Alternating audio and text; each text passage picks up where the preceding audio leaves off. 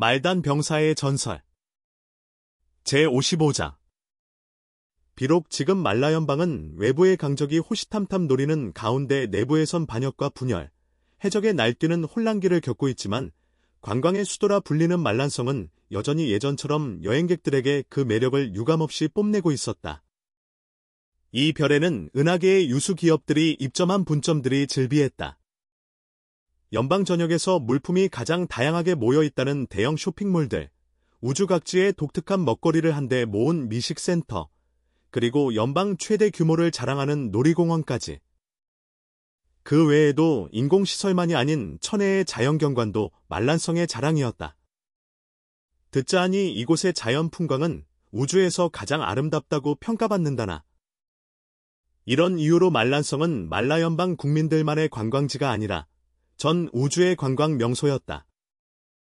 재정부의 자료에 따르면 말란성 단일 지역의 관광 수입만으로도 한 성계 전체의 재정을 감당할 수 있을 정도라고 한다. 다행히 이 관광지는 연방의 중심권에 속해 있었기에 망정이지, 만약 반란이 일어난 남부 성계 3곳 중 한 곳에 위치했더라면 아무리 전쟁을 꺼리는 재정부라 해도 반란 진압, 국토 수복을 외치며 특별군비 걱정은 뒷전으로 미뤘을 게 분명하다. 우주항 관리처 한 직원이 동료에게 툴툴거리듯 말했다.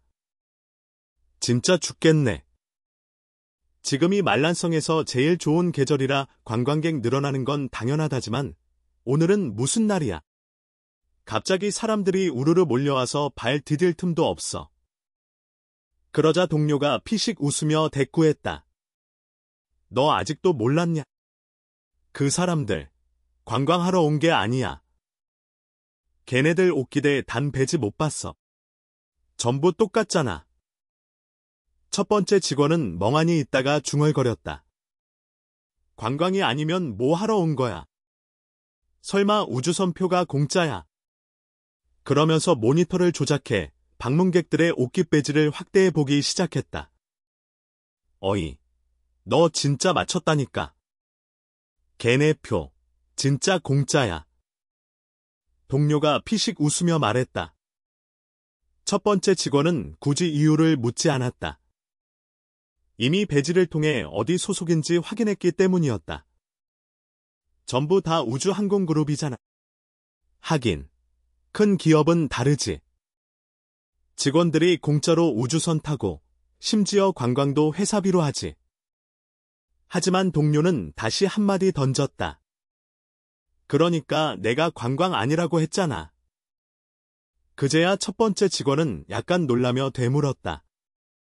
그럼 대체 뭐 하러 온 거야?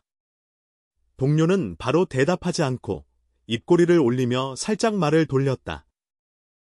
흥미롭게 들어. 우주항공그룹뿐만 아니라 우주은행 쪽 중간 간부 이상들도 오늘이랑 내일 사이에 전부 말란성으로 몰려올 거래. 우주은행까지. 걔넨 또 뭐 하러? 직원이 다시 물었다. 콘서트 보러. 동료는 무심하게 말했다. 일 안 하고 공연 보러 왔다고. 직원은 눈이 휘둥그레졌다. 너 혹시 몰랐냐? 중앙광장 통째로 누가 빌렸잖아. 그게 바로 공연장이라고. 아, 그래서 그런 큰 장소를 누가 통째로 예약했나 했더니 우주계 양대산맥 기업들이었구나. 어쩐지. 직원은 이제야 고개를 끄덕이며 물었다. 근데 누가 공연하는지 알아? 언제 시작인데? 그건 내일 밤에 알 수 있대. 누군지도 모르는 콘서트를 누가 보러 간다고. 나도 좀 구경할까 했는데 별로 마음이 안 당기네. 직원이 입을 삐죽이며 말했다. 풋, 너도 보러 갈 생각했냐? 말해두지만 티켓은 전부 내부 배포 끝났어. 남은 표는 정부 고위층이나 유력 인사들한테 뿌려졌고 나머지는 전부 TV 생중계로 봐야 한대. 동료는 음흉하게 웃으며 덧붙였다. 그나마 소문 듣고 몰려든 안표상들이 몇천 장은 겨우 손에 넣었는데 지금은 시가 말랐대. 심지어 입석 티켓 하나에 10만 연방 크레딧까지 가격이 뛰었는데도 더는 구할 수가 없다더라. 아, 그렇게 비싼데도 표 안 파는 사람이 있다고. 직원이 놀라며 물었다. 바보냐? 양대 기업 고위층이 이미 공지했대. 특별한 사유 없이 안 오면 무조건 해고야. 누가 겨우 10만 크레딧 때문에 평생 직장을 버리겠냐. 게다가 고위 관리나 유력 인사들이야말로 이런 기업들과 친분 쌓을 기회를 놓치지 않으려고 기꺼이 안표도 산다더라. 근데 너 왜 이렇게 자세히 알아? 직원이 눈을 가늘게 뜨며 물었다. 잊었냐? 우리 이모가 우주은행 간부잖아. 아, 맞다. 내 이모. 표 몇 장 받았다며.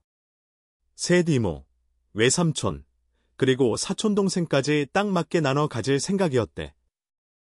근데 외삼촌은 출장 갔고 사촌은 외성계에서 공부 중이라. 나도 받을 수 있었는데 이모가 그걸 고객 접대용으로 쓸 수도 있으니까 말은 못 꺼냈지. 안 그랬음 나도 한번 보러 갈 수 있었는데 말이지. 아, 아직 안 줬을 수도 있잖아. 당장 전화해봐. 너 말고 나라도 대신 가게 해줘봐. 직원이 강하게 부추겼다. 허참 10만짜리 티켓이라고. 동료는 말은 그렇게 했지만 통신 버튼을 눌러 전화를 걸었다. 그걸 가만히 지켜보던 직원은 숨죽이며 기다리다가 갑작스러운 긴급통신 알람에 깜짝 놀랐다. 사실 지금은 동료의 이모가 티켓을 줄지 말지보다 이 긴급 콜이 훨씬 중요한 상황이었다. 잘못 대응했다간 고위 관리에게 밉보일 수도 있으니까? 네, 확인했습니다. 즉시 제1특수 통로 개방하겠습니다. 그는 통신으로 전달받은 신원 인증을 확인하곤 바로 고개를 끄덕이며 응답했다. 통화를 마친 두 번째 직원은 풀이 죽은 얼굴로 말했다. 방금 누구 온 거야? 대체 어떤 고위 인사길래 1급 특수 통로까지 열라는 거야? 군부 쪽이야. 계급으로 보면 아마도 중장쯤 되는 사람 같더라고. 첫 번째 직원은 응답하며 프로그램 조작을 마친 뒤 고개를 돌려 물었다. 그래서 너 이모는 뭐래? 그러더라. 좀만 일찍 전화했으면 표 남겨줬을 텐데 이미 다 보내버렸. 두 번째 직원이 아쉬워하며 고개를 떨궜다. 에이, 그건 그냥 덕담이지. 너 이모, 애초에 표 일찌감치 다 넘긴 거야. 첫 번째 직원이 중얼거리며 다시 긴급 통신을 받았다. 네, 확인했습니다. 바로 제1특수 통로 열겠습니다. 이번엔 첫 번째 직원이 별다른 신원 확인도 없이 곧바로 선박 입항 통로를 열자 옆에 있던 동료가 호기심에 고개를 들이밀고 화면을 들여다봤다. 그리고는 깜짝 놀라 소리쳤다. SS급 사회 엘리트 자격? 여기서 말하는 자격 등급이란 건 이전에 언급된 비밀번호 기반의 권한 등급을 의미했다. 등급이 높은 사람일수록 각국의 공공시설에서 절대적인 특권을 행사할 수 있다. 누구길래 저런 자격을 갖고 있어? 나 이 일 오래 했지만 SS급 정보 자격은 본 적 있어도 SS급 사회 엘리트 자격은 처음이야. 두 번째 직원은 혀를 내둘렀다. 그도 그럴 것이 각국에서 통용되는 자격 체계에 따르면 국가 최고 지도자는 조건 없이 S급 정보 자격을 부여받는다. 물론 퇴임 후엔 A급으로 강등되지만 사회 엘리트 자격은 종신 자격이다. S급 사회 엘리트 자격을 지닌 이는 국가원 수보다 더 높은 대우를 받는 경우도 있다. 우주은행하고 우주항공그룹의 회장님들이 도착하셨다더라. 첫 번째 직원은 그렇게 말하며 해당 정보를 행성경찰국에 곧장 전달했다. 만약 이런 인물이 관광지인 말란성에서 무슨 사고라도 당한다면 관광업에 치명적인 타격이 될 게 분명했다. 은행과 항공사에서 단지 말란성은 별로다라고 고객에게 말만 해도 여론은 흔들릴 것이고 두 대기업이 합작해 압박이라도 가한다면 이 도시는 곧 황무지가 될지도 몰랐다. 우주항 출구 바깥에는 이미 수십 대의 최고급 리무진이 정차해 있었다. 그 곁에는 근육질의 검정 양복 경호원들이 100명 가까이 조용히 대기 중이었다. 출구를 빠져나온 일부 여행객들은 차량 앞에 꽂힌 깃발이 자신의 옷깃 배지와 같은 것을 확인하자 방금 전까지의 질투와 불만을 거두고 곧장 자세를 고쳐 잡았다. 그리고는 조심스럽게 자리를 피해 멀리서 조용히 구경할 뿐이었다. 어쩌겠는가. 자기네 회사 회장님이 오셨는데 감히 그 앞에서 나대기라도 했다간 밥줄 끊길 수도 있으니까. 잠시 뒤 60에서 70대 중후반으로 보이는 평범한 외모의 노인 둘이 수십 명의 검정 정장을 입은 경호원들에게 둘러싸여 우주항을 빠져나왔다. 멀리서 지켜보던 동일 배지를 단 여행객들 역시 경호원들과 똑같이 허리 숙여 인사를 하고는 리무진 행렬이 출발한 후에야 흩어지기 시작했다. 리무진이 시동을 걸자 사방에서 경찰차 수백 대가 동시에 나타나 에스코트를 시작했다. 이 광경을 보던 한 지역 중년 주민이 곁에 있던 친구에게 어리둥절한 표정으로 물었다. 아니 저 두 노인네가 도대체 누구야? 지난번에 전직 대통령이 여기 시찰 나왔을 땐 경찰차 20대 정도만 출동했었잖아. 이번엔 뭐야? 100대는 넘게 나온 것 같은데. 경찰서장까지 직접 나왔네? 근데 왜 사람들이 저 노인들한테 인사까지 하지? 야, 너 설마 저 깃발 못 봤냐? 우주은행하고 우주항공그룹 회장님들이잖아. 친구는 마치 넌 정말 세상 물정 모르는구나라는 눈빛으로 말했다. 그분들이었어? 나 큰일 났네. 우리 딸 요즘 우주은행에 신입으로 취직했는데 알았으면 나도 한껏 고개 숙였을 텐데. 그는 부끄러운 듯 손뼉을 쳤다. 이제는 그도 왜 경찰이 이들을 대통령 이상으로 대우하는지 납득할 수 있었다. 이 동네 지방 재정 대부분이 관광 수익에서 나오고 자기 월급도 그 재정에서 나오니까. 월급에 영향을 주는 인물 앞에서야 땅바닥에 머리를 박고 얘를 올려도 모자라지. 야야, 내 딸 진짜 우주은행 들어갔다고? 너 진짜 인생 성공했다. 극이 복지랑 연봉이 전 우주 최고잖아. 안 되겠다. 오늘 너가 싸야 돼. 하하하, 당연하지. 그 주민은 의기양양하게 대답했다. 요즘 실업률이 낮다곤 해도 연봉 많은 회사 들어간 건 여전히 자랑거리다. 언제 어느 시대건 돈 많이 버는 건 인간의 본능적인 열망이니까. 출구 쪽의 긴장감이 다소 가라앉을 즈음 이번엔 강진우가 착용하던 선글라스와 매우 비슷한 검정 선글라스를 쓴 4명의 거한들이 모습을 드러냈다. 모두가 똑같은 검은 정장 차림이었지만 그들의 느낌은 이전에 보였던 경호원들보다 훨씬 더 위압적이고 전투적인 분위기를 풍기고 있었다. 그들의 기세, 그리고 신체 조건은 확실히 일반 경호원들과는 차원이 달랐다. 그뿐만 아니라 묘하게 비인간적인 냉기, 그리고 모든 움직임에서 정예군인 특유의 기운이 흘러나왔다. 이들 곁을 지나던 우주은행 배지를 단 젊은 남성 한 명은 처음엔 그들을 회사 고위 간부쯤으로 착각하고 아부스러운 웃음을 띠며 인사를 건네렸다. 이내 그들이 단 배지가 자신과 전혀 다르다는 사실을 발견했다. 그들의 배지는 파란색 바탕에 흰 테두리, 삼각형 구조, 중앙에 은하 성단을 형상화한 금속 마크가 새겨져 있었다. 젊은 남성은 아무리 기억을 더듬어 봐도 이런 배지는 본 적이 없었다. 그는 바로 표정을 바꾸고 당당하게 고개를 들고는 자신의 배지를 한번 쓰다듬더니 콧방귀를 뀌고 자리를 떴다. 그의 행동을 본 동료들 역시 그 정체불명의 4명이 자기 회사 사람이 아님을 알아차렸고 이후로는 누구 하나 관심을 갖지 않았다. 하지만 그중 앞에 2명이 살짝 몸을 틀자 그 뒤에 있던 한 여성이 모습을 드러냈고 이를 본 사람들은 한순간 말을 잃었다. 검정색 가죽 미니스커트에 타이트한 가죽 재킷, 무릎 위까지 올라오는 롱부츠. 금빛 머리카락이 찰랑이고 흰 피부 위로 도드라진 붉은 입술. 그녀는 말 그대로 완벽한 비율, 도도하면서도 섹시한 분위기, 강렬한 카리스마를 동시에 갖춘 여자였다. 그녀 역시 커다란 선글라스로 얼굴 대부분을 가리고 있었지만 코 아래로 드러난 작은 얼굴만 보아도 누가 봐도 미녀라는 사실은 부정할 수 없었다. 누가 이런 몸매와 분위기를 가지고 미인이 아니라고 한다면 그건 진심으로 하늘이 불공평한 거다. 그녀를 가운데에 두고 4명의 정장 남성은 움직이기 시작했지만 그 순간 뒤편에서 웅성웅성한 소란이 들려왔다. 그들은 즉시 경계하며 그녀를 보호하듯 둘러쌌고 뒤쪽을 향해 고개를 돌렸다. 이때 아까부터 입을 다물고 있었던 여행객들과 주변 시민들 모두 다시 한번 얼어붙었다. 출구로부터 쏟아져 나온 것. 무려 수십 명의 여성들.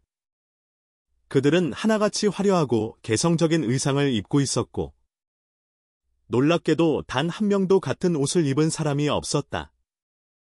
그리고 더 놀라운 건 그들 모두가 하나같이 눈부신 미모를 지녔다는 사실이었다. 그들의 매력은 단순한 외모만이 아니었다. 고혹적인, 청순한, 도도한, 귀여운, 지적인, 섹시한. 마치 남자의 이상형을 한 명씩 구현한 듯 각자의 독보적인 분위기를 뽐내고 있었다. 이 장면은 그야말로 한편의 환상. 이 광경을 본 사람들 중 시선을 뗀 이는 아무도 없었다. 말란성에 언제 이렇게 많은 미녀들이 몰려온 적이 있었던가?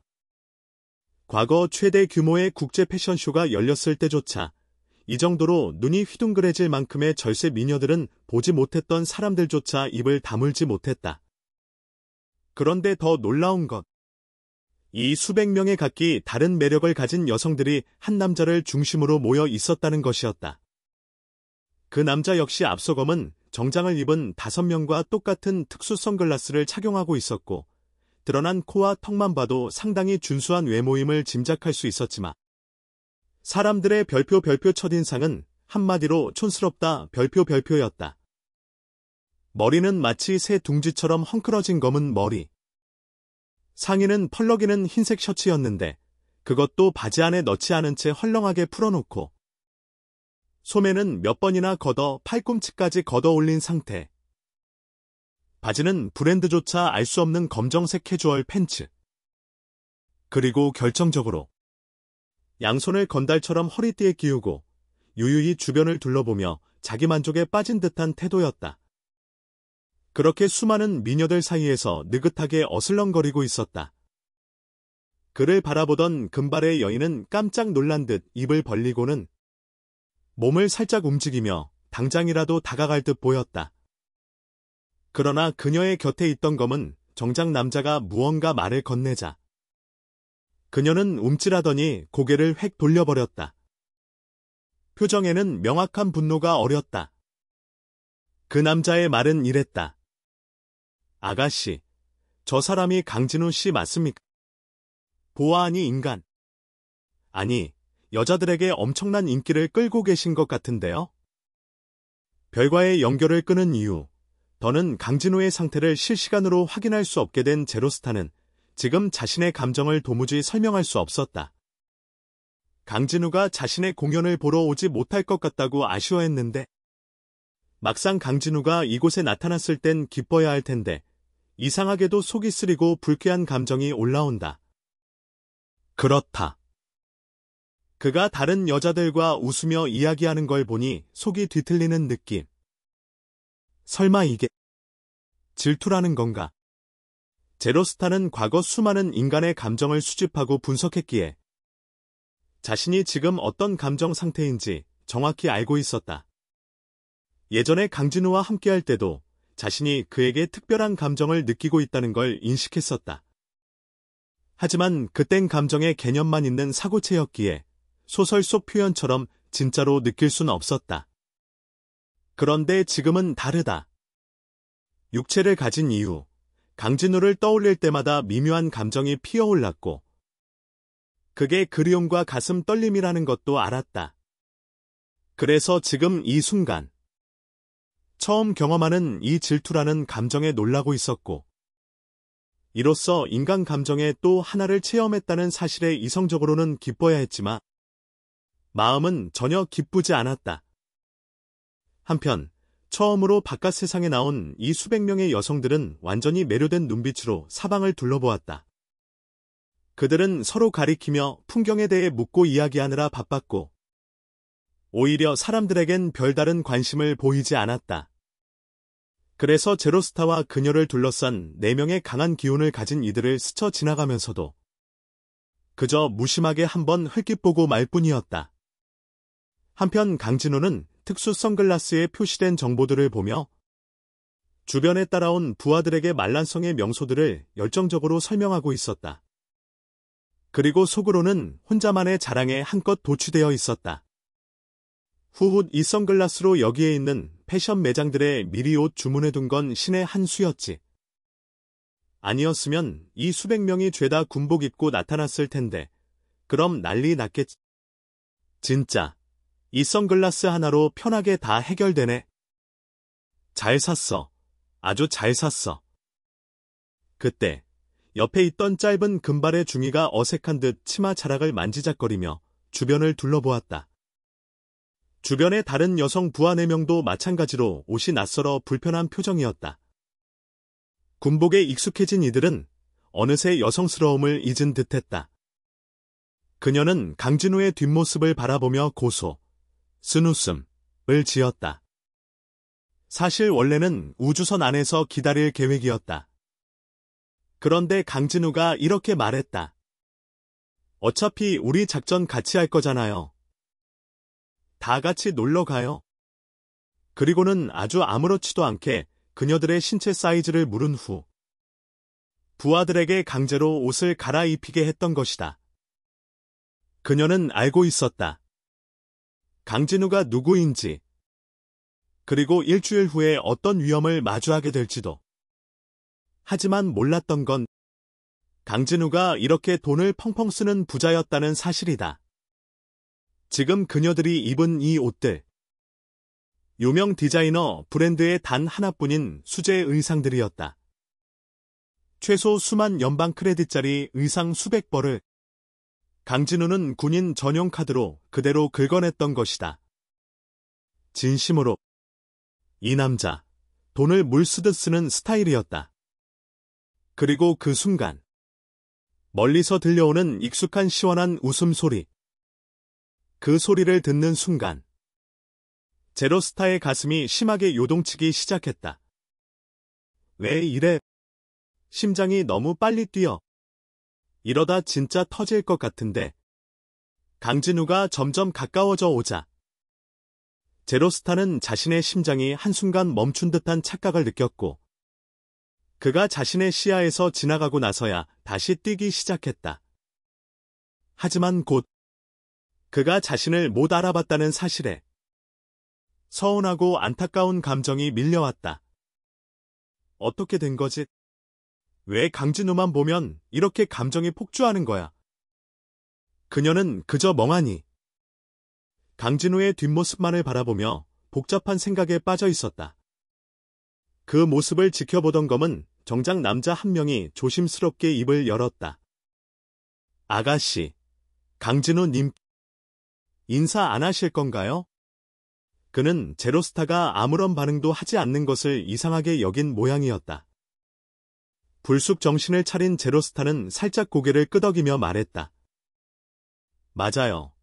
전 이제 더 이상 그 사람의 컴퓨터 누나가 아니니까요. 그녀의 말투엔 뚜렷한 쓸쓸함이 담겨 있었다. 그래.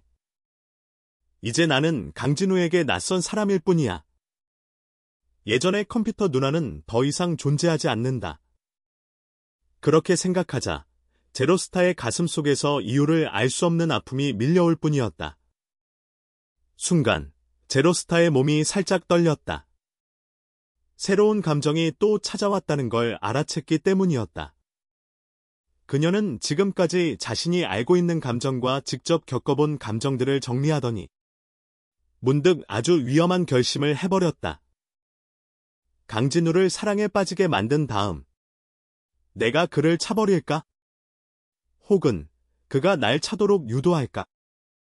그래야만 복수의 통쾌함이나 혹은 이해할 수 없는 시련의 아픔이라는 감정을 체험할 수 있을 것 같았다. 왜 내가 이런 생각을 했을까? 내가 무시당했다고 느꼈기 때문이구나. 강진우가 자신을 알아보지 못했고 눈길 한번 주지 않았다는 사실이 괜히 속상했다. 그래서 무의식 중에 이런 생각을 했던 거였다. 이런 식이면 금방이라도 인간의 모든 감정을 체험할 수 있겠는걸. 한편 강진우는 여전히 수많은 미녀들과 퀴활하게 농담을 주고받고 있었다. 그는 전혀 모른다. 그와 가까웠던 존재였지만 지금은 완전히 달라진 제로스타가 완전한 생명체가 되기 위한 욕망 때문에 자신을 강진우 감정 실험의 도구로 삼기로 결심했다는 사실을. 하지만 정작 제로스타는 그 선택이 자신에게 어떤 상처를 남기게 될지 아직 알지 못했다. 검은 정장의 남자들은 제로스타의 말에 모두 어리둥절한 표정을 지었다. 그녀가 그런 말을 꺼낼 줄은 상상도 못했다. 비록 자신들은 최근에야 감정이라는 걸 학습하기 시작한 신형 로봇들이지만 그들 역시 동료들의 설명을 통해 제로스타가 강진우를 어떻게 생각하는지 잘 알고 있었다. 이건 인간들이 말하는 좋아함이라는 감정일 텐데 그들 역시 제로스타의 감정을 본보기 삼아 감정이란 걸 이해하고자 노력 중이었다. 그런데 그런 제로스타가 이렇게 선언했다. 나는 그에게 옛날의 컴퓨터 누나를 잊게 만들고 지금의 나, 제로스타를 사랑하게 만들 거야. 이 말의 검은 정작 로봇들은 더 큰 혼란에 빠졌다. 그게 그건데. 왜 그렇게 해야 하지? 그들의 감정 시스템은 아직 미완성이었기에 이런 복잡한 심리를 도무지 이해하지 못했다. 한편 강진우를 바로 뒤에서 따라가던 별표 유아은, 우나, 별표 은. 주변에서 자신들과 동행한 사람들이 수많은 이들의 시선을 받고 있는 것을 느끼고는 살짝 불안한 마음으로 조심스레 말을 꺼냈다. 저기, 생님. 말을 뱉는 순간 유아은은 화들짝 놀라 입을 막았다. 조금 전 강진우가 쉬는 나렌 장관이라 부르지 말라고 직접 말했는데 자신이 또 실수로 그걸 불렀던 것이다. 그녀는 급히 말을 고쳐 말했다. 죄송합니다. 선생님. 그 다음은 어디로 가야 할까요? 그리고는 강진우의 표정을 살피며 긴장했다. 그를 화나게 했을까 걱정된 것이다. 그녀 자신도 이상했다. 평소엔 당당하고 책임감 강한 언니 포지션이었던 그녀가 어째서인지 자신보다 7살이나 어린 이 소년 앞에선 늘 조심스럽게 굴게 되는지 그 이유를 자신도 알 수 없었다. 하지만 정작 강진우는 그런 사소한 실수에는 전혀 신경도 쓰지 않고 일단 호텔로 가자 하고는 선글라스 버튼을 누르며 중얼거렸다. 화도 호텔 차량 아직 안 온 거야. 분명 미리 오라고 했는데. 그가 투덜거리던 찰나 화도 호텔이라는 로고가 큼지막하게 적힌 대형 럭셔리 버스 수십 대가 주차장에 속속 들어오기 시작했다. 짧은 금발의 중인은 별표 화도 호텔 별표이라는 글자를 보는 순간 멍하니 서 있다가 이내 작은 한숨과 함께 고개를 저었다. 그녀는 알고 있었다. 화도 호텔은 말란성에서 가장 비싼 초호화 호텔이라는 걸? 강진우는 역시 아낌없이 돈을 쓰는 남자였다. 한 중년 남성이 버스에서 내려 허둥지둥 사방을 두리번거렸다. 경영진처럼 보이는 그 남자는 강진우 일행을 찾자마자 활짝 웃으며 버스에서 막 내린 수십 명의 호텔 유니폼 직원들과 함께 우르르 달려왔다. 제로스타는 그런 강진우가 호텔 매니저와 무언가 이야기를 주고받는 모습을 멍하니 바라보며 그 뒤로 줄지어 버스에 오르는 미녀들을 지켜보았다. 그때 어느새 그녀의 옆으로 다가온 누군가가 상냥하게 말을 걸었다. 아가씨, 그 티켓. 강진우 님께 들으셨어요. 제로스타가 돌아보니 그녀 앞에는 별표 스타크엔터테인먼트를 관리하는 로봇 유나, 문나, 별표가 서 있었다. 그 역시 제로스타가 직접 개조한 여성형 로봇 중 하나였다.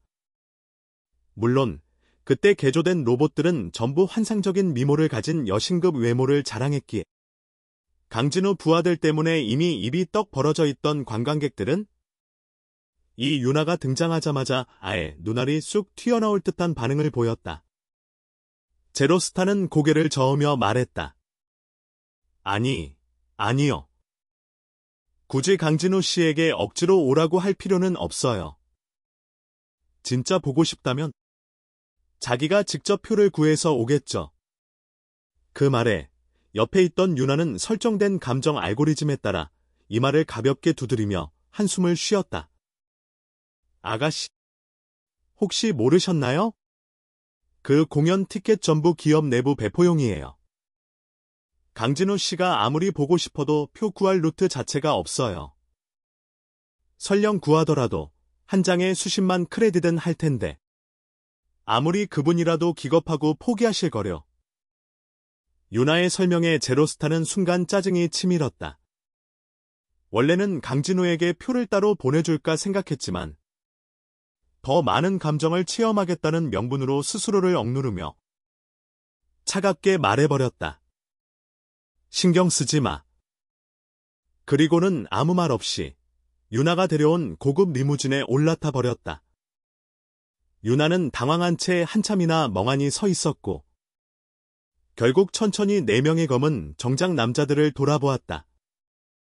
그들은 이제 막 습득한 감정 표현을 활용해 어깨를 으쓱이고 손바닥을 펼쳐 보이며 모르겠어요라는 뜻을 전달했다. 유나는 할 수 없이 고개를 돌려 강진우 쪽을 바라봤다. 수많은 미녀들 사이에 둘러싸인 그를 보자 유나의 입꼬리에 의미심장한 미소가 스며들었다. 아가씨. 질투하고 계시는 거네요. 사회 경험이 풍부한 유나이기에 사람과 사람 사이의 감정이나 관계 흐름을 꽤 잘 파악하고 있었다. 그녀는 곧바로 머릿속에 있는 수많은 드라마 클리셔를 소환했고 그중 친구가 질투할 때 조력자가 취해야 할 행동 매뉴얼을 참고하기로 결심했다. 결정이 서자마자 유나는 부드러운 미소를 띤 채 검정 양복 4사람을 불러 차에 함께 타도록 손짓했다. 한편 이 모든 상황을 전혀 모르고 있던 강진우와 제로스타. 그들이 모르는 또 다른 시선이 우주항 출구 맞은편 야외 카페에서 조용히 그들을 주시하고 있었다. 그곳엔 화려한 정장을 입고 검은 선글라스를 쓴 3명의 남자들이 앉아 있었다. 한 명, 왜소한 체구의 남자가 망원경을 내리며 자신보다 덩치 큰 인물에게 말했다. 형님, 저 수백 명의 여자들 몸매의 얼굴에 죄다 끝내줍니다요. 저런 애들 우리 나이트에 데려오면 대박 터집니다. 그의 맞은편에서 여전히 망원경을 붙들고 군침을 삼키던 건장한 사내가 중얼거렸다. 난 방금 리무진에서 내린 그 금발 미녀가 제일 취향인데 그냥 하루만 같이 있어도 수명 3년 깎아도 감수할 듯. 그 순간 가운데 앉아있던 대장격 인물이 조용히 커피잔을 내려놓으며 말했다. 멍청이들. 그 여자가 타고 온 차가 뭔진 봤냐. 그 옆에 있던 보디가드들 포스는 또 어떻고. 절대 건들지 마. 우리 손댈 상대가 아냐. 그 말에 건장한 사내는 풀이 죽은 채 고개를 푹 숙였다. 네, 형님. 그 와중에도 왜소한 남자는 슬쩍 웃으며 재빨리 말했다. 그럼 형님, 나머지 수백 명은요? 어떻게 보세요? 형님은 커피를 한 모금 마시고 나서 단호하게 말했다. 전부 훈련 잘 된 창녀들이다. 그 말에 두 남자는 눈이 동그래졌다. 이 형님, 눈썰미 하나는 소문난 인물이다. 한번 그렇다고 판단하면 100이면 100 틀림이 없었다. 왜소한 남자가 즉각 아부 모드로 돌입했다. 캬 역시 형님 눈은 못 속이죠. 전 모델인 줄 알았는데 그런 고급 매물이었을 줄이야. 진짜 배워야 해요. 배워야 해. 옆에 있던 건장한 사내도 급히 따라붙으며 형님 말씀 맞아요. 진짜로 그 정도 애들이면 우리 가게 급 자체가 달라질 텐데요. 왜소한 남자가 슬쩍 물었다. 형님, 그럼 바로 스카우트 하러 갈까요? 형님은 천천히 고개를 끄덕였다. 좋아. 하지만 보니까 저 그룹의 매니저 역할하는 여자가 꽤 단단한 타입이더라. 가격이 만만치 않겠지? 너랑 바보 데리고 애들 몇 명 같이 가서 컨택해봐. 조건 괜찮으면 바로 계약해. 저런 애들이면 테이블 요금 2배는 부를 수 있어. 네, 형님. 두 사람은 벌떡 일어나 자리를 떴다. 그리고 그들이 향하는 곳은 따로 물어볼 필요도 없었다. 말란성 최고급 호텔 화도호텔. 그 정도 로컬 정보는 이 동네 건달들이 모를 리 없었으니까.